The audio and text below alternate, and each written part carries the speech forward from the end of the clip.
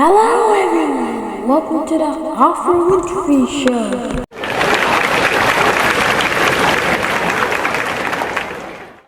In 1986, I became one of the first black women to host a natural, distinctive daytime talk show. But let me tell you something, I didn't grow up in imaginary Bay State. I grew up in Mississippi. I faced poetry, I faced doubt, I faced people who told me I wasn't the right look for television. But I believed the power of story. And when I found my voice, I decided to use it. One of the women who inspired me most was Maya Angelou. She taught me that words carry power, that your story matters.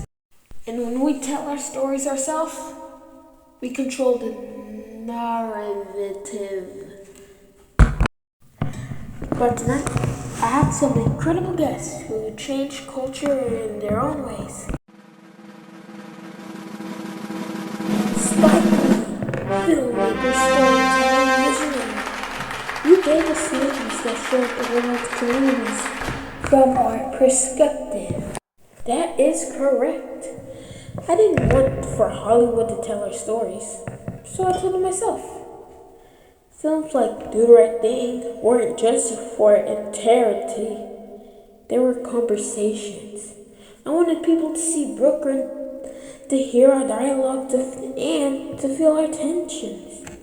Because our lives were layered, complicated, powered. Yep. And you made sure we weren't just side characters. We were the main characters. Next, an artist who took the streets of New York and turned them into galaxies. Jean-Michel Basquiat.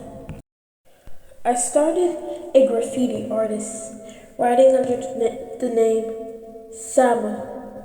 Some people call it vandalism, but I call it expression. I mix words, symbols, history, and they created art that challenged power. I painted black heroes, I painted struggle, I painted truth.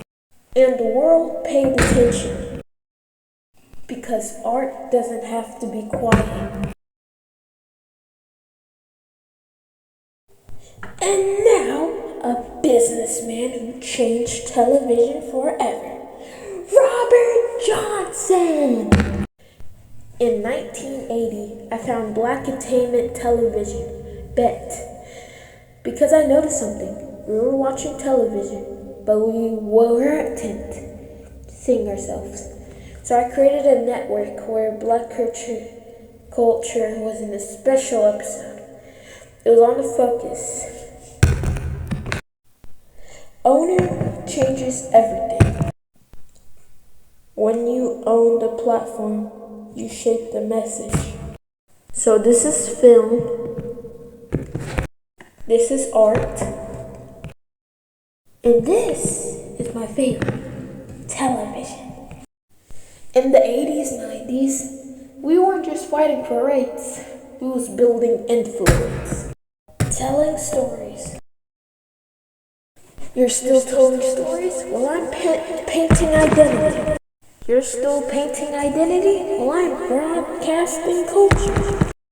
And inspiring our next and new generation. Because relationships matter, represents matter, annotations matter, ownerships matter, and voice matters. And now, let's celebrate the rhythms of the 80s and 90s.